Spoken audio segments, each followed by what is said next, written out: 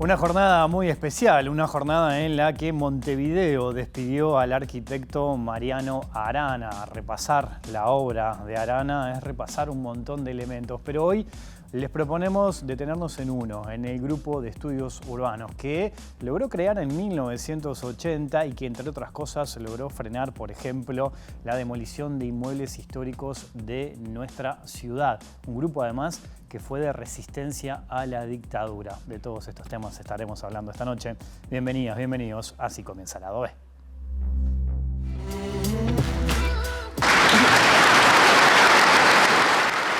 El futuro de la credibilidad democrática está sentado, así como lo estuvo también en el pasado, en la ampliación de los derechos y libertades que supone la convivencia urbana. Tengo la plena convicción que a ninguno de nosotros se nos ha otorgado ningún cheque en blanco. En nuestra democracia, el ciudadano espera que los gobernantes se conduzcan como lo que deben ser, auténticos servidores públicos. Si sabemos estar a la altura de las circunstancias, Montevideo podrá ser la capital regional.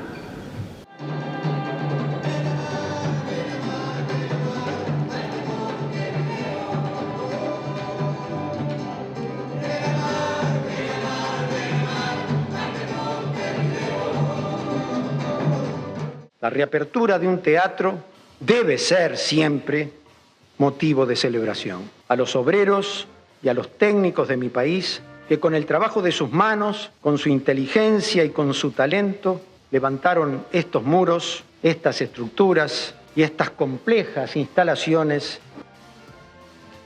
En más de una oportunidad, hemos señalado que a las ciudades no las hacen tan solo los arquitectos, ni los ingenieros, ni los intendentes.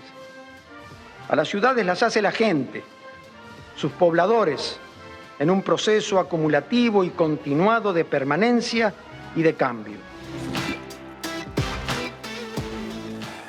Y recordando la figura del arquitecto Mariano Arana, vamos esta noche a recibir precisamente al arquitecto Andrés Mazzini, arquitecto docente, integrante además de esta comisión que les mencionaba recién de estudios urbanos, allá creada por 1980. Arquitecto, gracias por acompañarnos. Bienvenido a la OB. ¿Cómo está? Muy bien, con mucho gusto me encuentro acá. Bueno, le agradezco especialmente que esté acá esta noche, sabiendo que es una jornada obviamente muy especial, muy emotiva. Hablar de su vínculo con el arquitecto Arana, hay que remontarnos a la adolescencia, a la época de estudiantes. ¿Cómo es eso? Sí, o sea, las clases de Arana estaban en facultad ubicadas en el primer año. Yo entré a facultad con 19 y no asistía a todas sus clases, pero porque había un régimen por el cual vos podías asistir o no, era irregular. Pero desde las primeras clases te das cuenta que era alguien distinto, alguien muy comprometido, muy entusiasta, muy crítico, con una gran erudición en relación a la temática arquitectónica y urbanística y también con un gran interés por todas las manifestaciones de la cultura. Eso yo después lo seguí en el tiempo, digamos, constatando, pero además yo di el examen correspondiente a ese curso en el año 74, o sea, 3 años después, y ahí yo ya empecé a vislumbrar como un interés particular en los temas de la historia de la arquitectura y la ciudad. Eso a su vez, en el momento en que comienza la intervención, produjo una cantidad de cambios en la manera de enseñar en facultad y si bien Mariano siguió durante unos años porque Mariano fue un tipo que siempre se manejó con una libertad interior muy grande, o sea, tenía convicciones muy potentes y él entendió que mientras pudiera quedarse en la facultad aportando a las primeras generaciones, lo iba a hacer. Y lo hizo. En general, esa actitud que en otros podría haber sido criticada en ese momento donde la mayoría de los profesores renunciaron, en el caso de él no lo fue. Él recién renunció en el 78, 79, cuando digamos que despidieron a uno de los de su cátedra, el arquitecto Garavelli.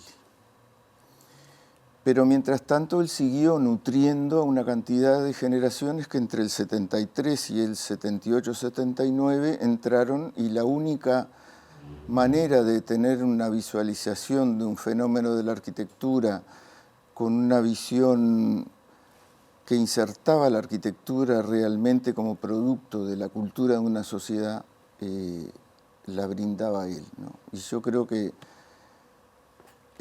todos los que hicimos la carrera en esos años estamos muy agradecidos de que él haya permanecido y de que él haya además tenido esa capacidad de transmitir entusiasmo, gusto por la arquitectura, sentido crítico y también maneras de hacer en lo cotidiano, ¿no? En el trato, en cómo formar equipos, una cantidad de cuestiones. Cercanos al año 79, 80, muchos de los que cuando te acercás al final de la carrera tenés que entregar trabajos y ya no nos resultaba tan interesante trabajar en facultad como lo habíamos hecho siempre. O sea, los estudiantes de arquitectura vivíamos en facultad. Cuando la intervención nos empezaron a pedir cédula, nos registraban al entrar, al salir, nos hacían cortar el pelo, no nos dejaban jugar al ping-pong. O sea, hubo una cantidad de cosas de esa vida estudiantil, y además nosotros estudiábamos ahí, hacíamos las entregas, el ambiente no era nada amigable y empezamos a buscar estudios fuera de la facultad para poder trabajar más cómodos. Sí. Casualmente una cantidad de amigos míos y otros amigos y socios de Mariano alquilamos 2 apartamentos en un edificio en la Ciudad Vieja. En el 4º piso nosotros y en el 5º ellos. Y nos veíamos, charlábamos y de alguna manera Mariano en esos años que no tenía actividad ya como docente, había establecido vínculos en el exterior, lo llamaban. En abril del 80 él viajó a Cali a un congreso internacional latinoamericano de arquitectura y volvió como revuelto, como con una especie de gran inquietud por la situación que estábamos viviendo en Uruguay bajo la dictadura, con un proceso en el cual la ciudad estaba sufriendo deterioros, un marco autoritario, a la vez la imposición de una economía neoliberal que facilitaba el ingreso de muchos capitales. A eso se asoció un boom de la construcción por la especulación inmobiliaria y eso además tenía también un antecedente que fue que en el año 79 se desafectaron una cantidad de monumentos históricos en su calidad de tal. Y un decreto además que también inspira que ustedes también terminen respondiendo de alguna manera, ¿no? Sí, sí, eso fue también uno de los detonantes. Digamos que son varias cosas que digamos que nos movilizaban a nosotros por un lado y a Mariano, y él nos planteó que le parecía que algo teníamos que hacer. Y lo primero que se nos ocurrió hacer fue relevar la Ciudad Vieja, que era el lugar que teníamos más cercano, y además, por ser el centro documental y, digamos, testimonial de la mejor arquitectura, digamos, de todos los periodos de vida de nuestra ciudad, pensábamos, bueno, en algo nos tenemos que focalizar, si bien había problemas en todos lados. Hicimos esos relevamientos, calle por calle, padrón por padrón, registramos todo, documentamos. Y a la vez a Mariano lo invitan a un congreso en Argentina, que iba a ser en noviembre, al cual nosotros decidimos presentarnos con un audiovisual, o sea, hacer un trabajo un poco distinto, donde planteáramos denuncias respecto a la situación, y también propuestas. Ese documental que se llama Una ciudad sin memoria, ¿no? Una ciudad sin memoria. Que genera una repercusión bárbara. Ahí nos contabas el origen, el punto de origen de este grupo, ¿no? El grupo de estudios urbanos en la década del 80, a partir de todas estas iniciativas que comentabas, de esos viajes al exterior de Arana, de esos contactos que generaba, y después volver a Montevideo, trasladar todo eso, este relevamiento que nos mencionabas de la Ciudad Vieja, Y este documental, que es un punto de partida también muy importante en todo esto que nos estás mencionando.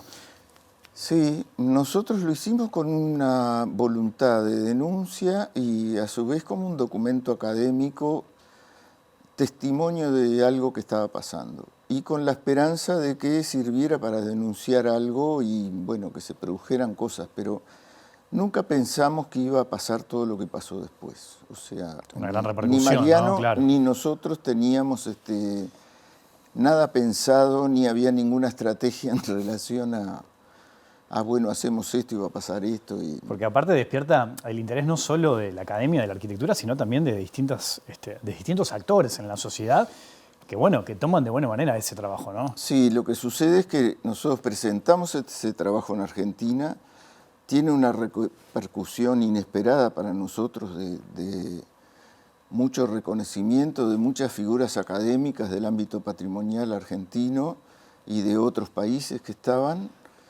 Entonces, al volver, habiendo estado el plebiscito del 80, nosotros decimos, bueno, ¿por qué no lo pasamos en Uruguay? Mariano tenía vínculos con la Alianza Francesa desde su época de estudiante en el Liceo Francés. La Alianza tuvo una actitud súper generosa, nos brindó las salas, los equipos, la gente, y lo empezamos a pasar ahí. Y empezó a pasar algo que tampoco esperábamos. Lo pasábamos una vez y nos pedían que lo repitiéramos porque había quedado gente afuera, y así hasta 3 veces por noche. Y eso se empezó a difundir. La condición de Mariano era que nosotros planteábamos ese documento, pero si era posible discutir con la gente que iba. O sea, se armaban debates después de la proyección del documental. Se armaban unos debates fantásticos, además con esa capacidad de Mariano de sacar cosas para que la gente se expresara, conducir un debate por un buen camino y con respuestas sumamente inteligentes para las cuestiones que se planteaban, ¿no?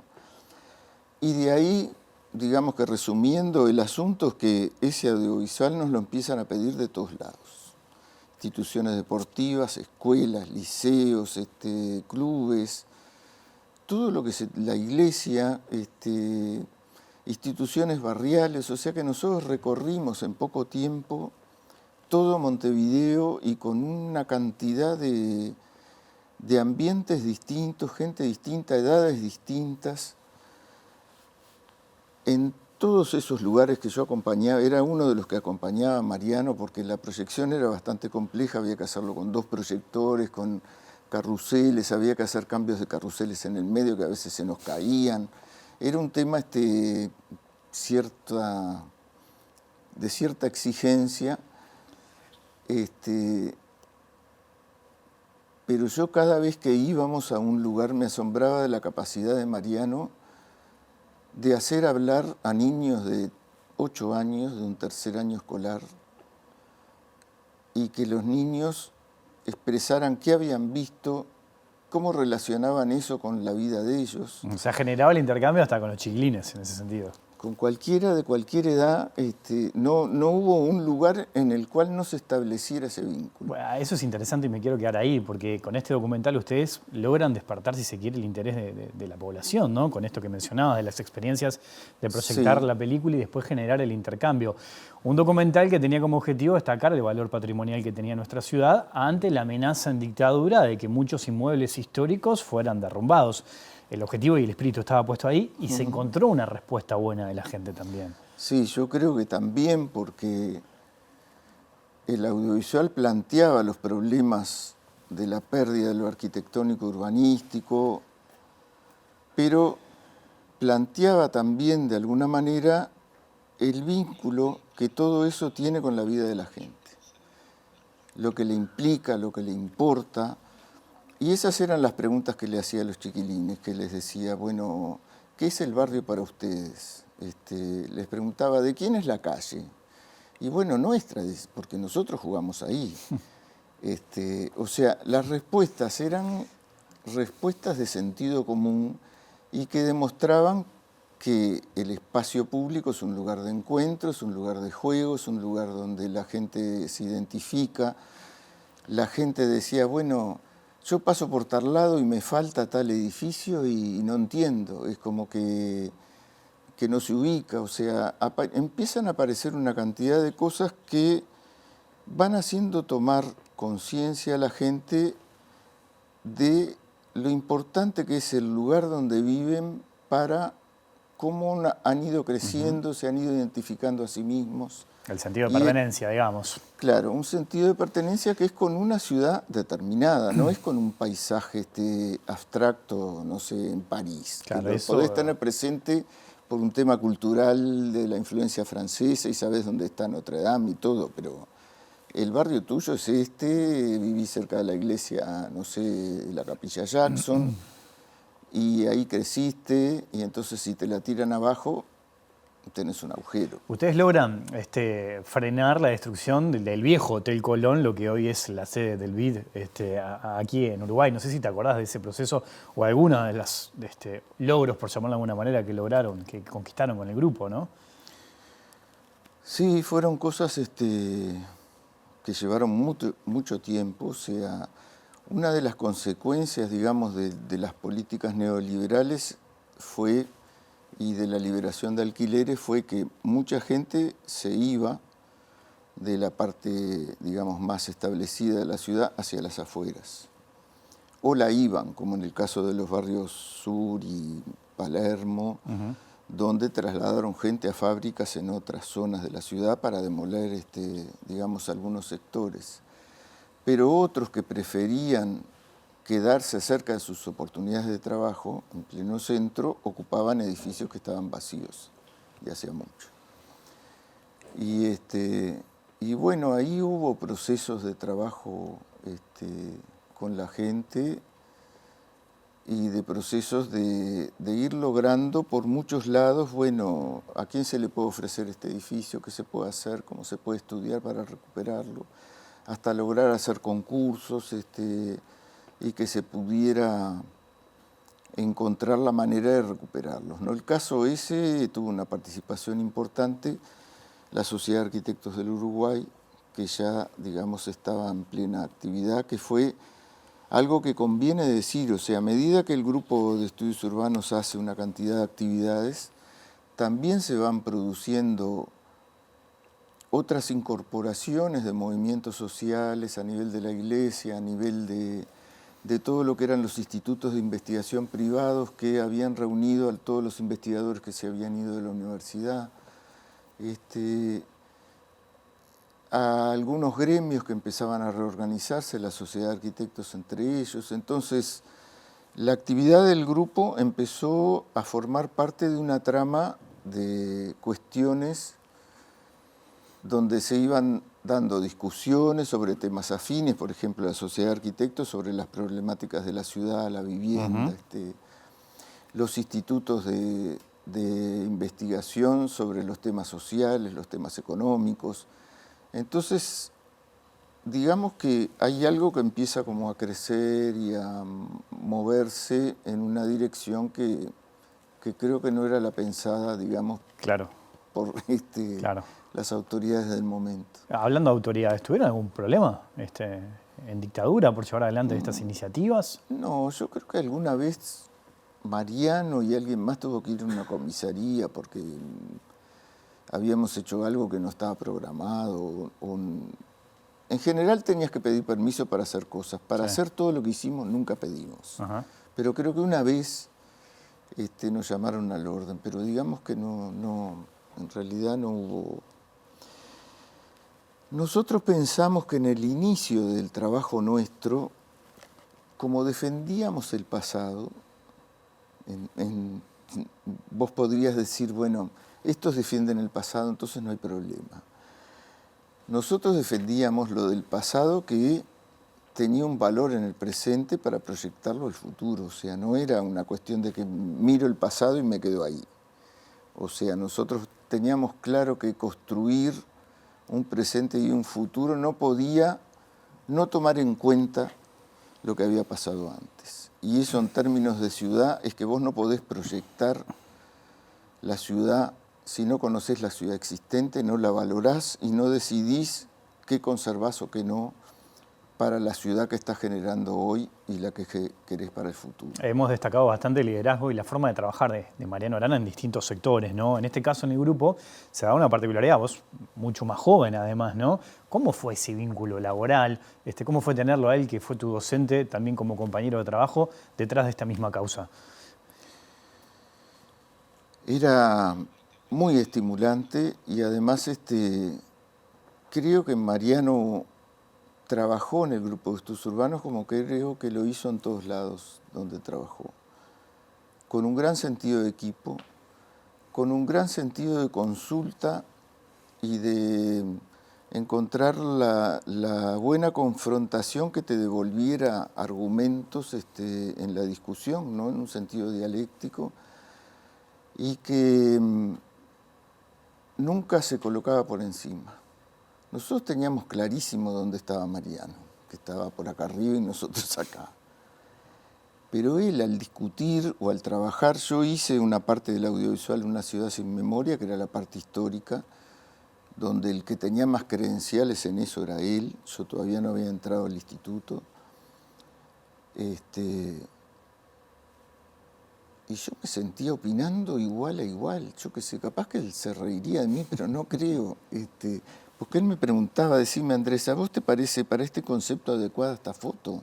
Y yo pensaba, me hacía pensar, y me parecía y le decía sí o no. Y el loco, con total naturalidad, eso era una cosa muy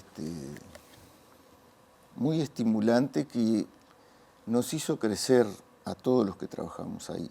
Mariano era un tipo esencialmente docente, apasionado de lo que hacía, la antítesis del egoísmo. Todo lo que el loco sabía, por algún lado te lo decía. O sea, si leía un buen libro, al otro día te estaba diciendo, che, ¿leyeron tal libro? Miren que están no sé dónde, si pueden lo leen. Si veía una película, si iba al teatro, si escuchaba música, con todo era así. O sea, era como una disposición permanente a volcar lo que él encontraba que era bueno, transmitirlo a los demás, ¿no? Hoy lo hablábamos antes de salir al aire, ¿no? Que todo el sistema político coincide en la figura de Arana, su don de gente que no tenía adversarios políticos, que él hablaba y conversaba con todo el mundo. Supongo que ese tipo de cosas no te sorprende hoy, que a lo largo de todo este día hemos escuchado diversas opiniones. No, pero yo te decía que a la vez sí, no me sorprende, pero me resulta muy gratificante constatarlo, ¿no? Que es algo que uno intuye que puede ser así o lo ha visto a lo largo de todos estos años. Y lo ha visto también en otros momentos políticos, ¿no? Hay que pensar que Sanguinetti, en su primera presidencia, coloca a Mariano Arana candidato a la intendencia de Montevideo, que pierde por el Frente Amplio, lo pone al frente de la Comisión del Patrimonio Cultural de la Nación. O sea, hay una valoración del presidente colorado de un determinado un grupo político que valora a Mariano, no tiene ningún prurito en poner a alguien que es notoriamente un líder del Frente Amplio, porque lo valora como persona y como capacidad para el lugar que lo pone, ¿no? Eso yo creo que es de las cosas que nos enorgullecen de nuestro país. Me voy al año 84. ¿Qué fue lo que les dijo cuando les fue a comunicar que iba a ser candidato? No, él no fue a comunicar que no quería ser candidato. Pero se lo habían ofrecido. Se lo habían ofrecido y él nos reunió porque se sentía en la obligación de explicarnos por qué no iba a aceptar. Es una cosa un poco extraña, pero vos podrás decir, bueno, ¿y Mariano Arana qué les tenía que explicar a estos chiquilines de las decisiones que iba a tomar? Es muy buena la anécdota, porque él les va a explicar a ustedes por qué Él no. nos Vos dijiste en su momento, ¿por qué me tiene que decir a mí? Además, muy nervioso y como muy incómodo, estaba incómodo. ¿Y qué pensaste? Porque en él ese pensaba momento? que nosotros lo íbamos a matar. Claro. Y bueno, un poco fue así, no lo matamos, pero no entendíamos. Nosotros le decíamos, pero Mariano, con lo que has trabajado, lo que has logrado poner la temática de la arquitectura y del urbanismo en la sociedad, en los ambientes técnicos, en los ambientes políticos. ¿Por qué no? Dice, no, yo no soy un político, yo no estoy... lo cual no era cierto, podía ser que no fuera un político en el sentido tradicional o un político partidario, pero él había desarrollado una acción de una trascendencia política enorme. Y él no se sentía, porque Mariano era ante todo un tipo humilde, que creo que no buscaba por sí el estar, digamos, en el candelero o estar en...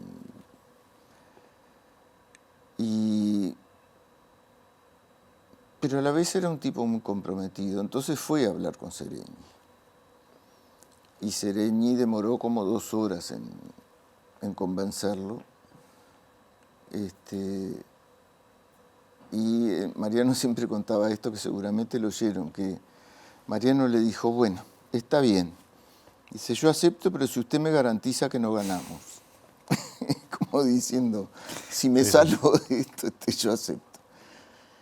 Pero bueno, después a la larga fue intendente y creo que no hay dudas de que fue un intendente destacado y que aplicó todo su saber y todo su saber hacer en la configuración de equipos de trabajo durante su gobierno. Hacemos una pequeña pausa y seguimos conversando. Sí, Ya sí. sigue el lado B aquí en la pantalla de TV Ciudad.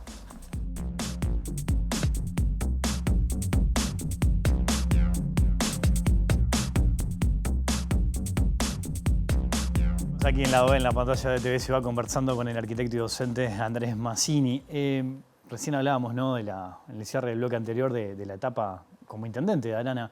¿Cuál crees que fue el aporte de Arana a Montevideo? ¿Cómo lo definirías? Bueno, yo creo que él terminó de instalar cosas que en el discurso anterior, a través del grupo, se habían manejado mucho, ¿no? O sea, que hay una manera de gestionar la ciudad que debe atender a sus diversidades. Considerarla como un objeto, un organismo vivo que cambia, que debe considerar aspectos de su pasado que deben permanecer, que los debe valorar, que debe decidir qué hacer con ellos. Y de alguna manera eso implicó para la gestión de la ciudad el cambiar algunos aspectos fundamentales que se terminan de, digamos, de plasmar en el Plan de Ordenamiento Territorial, que es el POT, en el año 98, donde quedan establecidas una cantidad de cosas que ya venían desde algunos planteos del GEU, que es que la ciudad debe ser tratada como un todo, pero también por partes. Y esas partes deben ser atendidas respecto a sus características, a su paisaje, a su ambiente, a la tipología y a la morfología que generan los edificios. O sea, las tipologías son los distintos edificios que se organizan de determinadas maneras, y la morfología es cómo esos edificios se colocan en los lotes. Tú, por ejemplo, si construís una manzana con todas casas en el borde, construís una manzana de borde cerrado que te da una imagen de calle distinta que si tú tenés jardines y casas sueltas y tenés jardines frontales. Y bueno, esas son tipo morfologías distintas. Entonces tú no podés aplicarles a toda la ciudad unas normas que dijeran, bueno, si las ciudades tienen 17 metros de ancho, construís 24 metros para arriba, que era lo que había antes. Entonces todo eso fue cambiando con un proceso muy lento, pero bastante seguro. Y está contenido en el Plan de Ordenamiento Territorial del año 98, que es considerado un plan fundamentalmente de carácter patrimonial, donde se establecen las características de suelo patrimonial o no, donde se establecen las características de considerar al Montevideo rural como una zona que hay que atender como parte de la ciudad. yo te diría que muchos de estos conceptos aparecían en los manejos teóricos y que se fueron... Porque el GEU no fue solo una campaña de comunicación respecto a problemas de la ciudad. Se hicieron también investigaciones y estudios que pretendían hacer propuestas para cómo manejar los problemas de la ciudad, ¿no? La primera propuesta que se hizo y estudio fue para la Ciudad Vieja, y de ahí se propuso crear una comisión especial permanente de Ciudad Vieja para gestionar la Ciudad Vieja como una parte específica. Fue la primera comisión especial a la cual siguieron las de Pocitos, Carrasco, Punta Gorda, El Prado, Colón, Los Reus. O sea, cada sector de ciudad con características destacadas, con alto valor patrimonial, fueron siendo encarados como sectores de ciudad que merecían una atención especial. Y una gestión donde fueran varios lo que pensaran qué hacer, y no un funcionario que decidía. Esas comisiones tienen delegados de la Sociedad de Arquitectos, de la Facultad de Arquitectura, de los vecinos, de los empresarios, de los centros comunales. Y eso da, de alguna manera, que lo que decidas tiene una especie de visión que atiende muchos aspectos. Claro, volvemos a eso de trabajar en equipo, ¿no? Y de escuchar a distintos actores. Nos quedaron un montón de temas para hablar, pero seguramente lo vamos a hacer más adelante. Te agradezco mucho tu visita hoy a la OB, porque sabemos que es una jornada especial, sabemos que es una jornada difícil de controlar emociones también, así que bueno, te agradecemos muchísimo tu participación. No, pero yo lo que te quiero decir es que te agradezco también porque me parece que para mí no hay mejor cosa que honrar a Mariano, digamos, en lo que hago todos los días, que sigo trabajando estos temas, pero también hoy, que es un día especial, un día de alguna manera doloroso, en poder saber que Mariano legó mucho a mucha gente, algunos directamente, como puede haber sido mi caso u otros compañeros, y a la ciudadanía toda, legando maneras de encarar los problemas urbanos y ambientales y paisajísticos novedosas, y que siempre buscan mejorar la calidad de vida de la gente. Gracias, Andrés. Hasta la próxima. Nos vamos, volvemos mañana en vivo después de las 20 horas. Que pasen bien, chao. Cuídate.